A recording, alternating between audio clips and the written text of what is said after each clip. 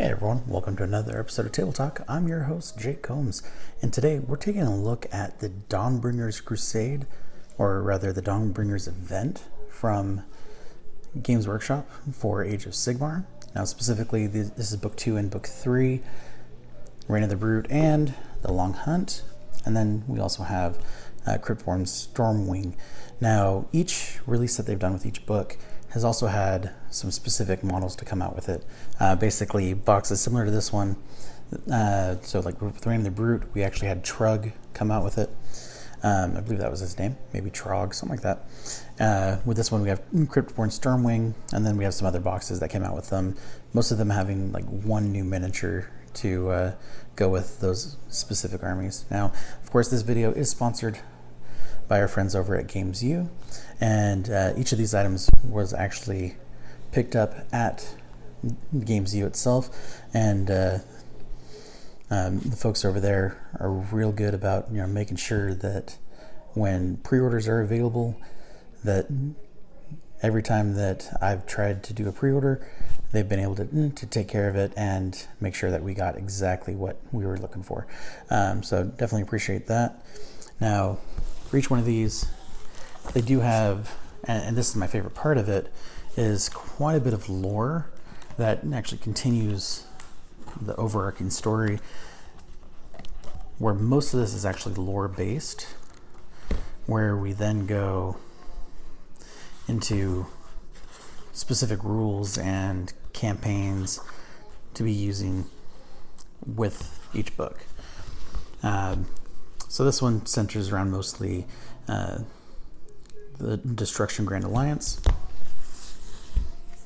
And then this one with Ionis Cryptborn, we have more with the Stormcast Eternals and the Order Grand Alliance.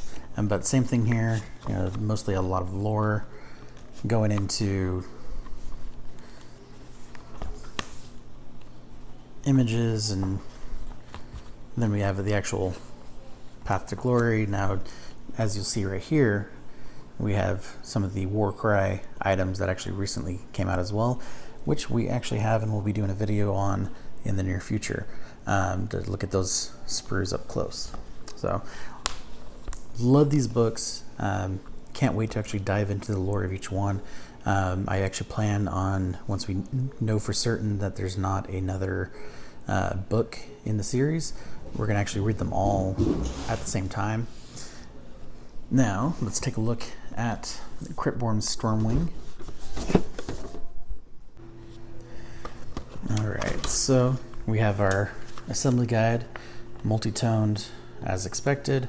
Now, this does come with Ionis himself, as well as 2 additional Stormwing models, or Storm Drakes, rather. We have our clear bases. Now, I suspect these 2 pieces, these 2 sets of sprues right here, are Ionis, and then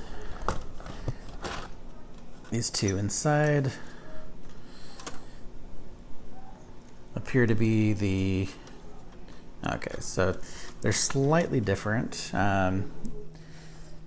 but almost exactly the same.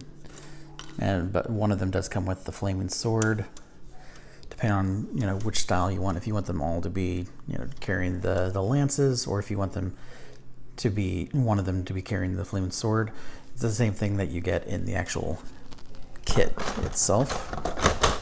Now, with Cryptborn,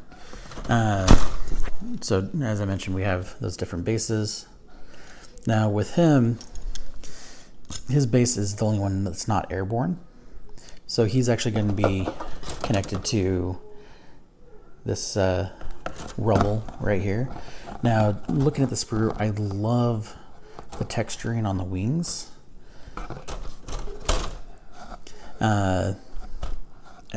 Which is a lot more detailed than the regular Storm Drakes, but with this one,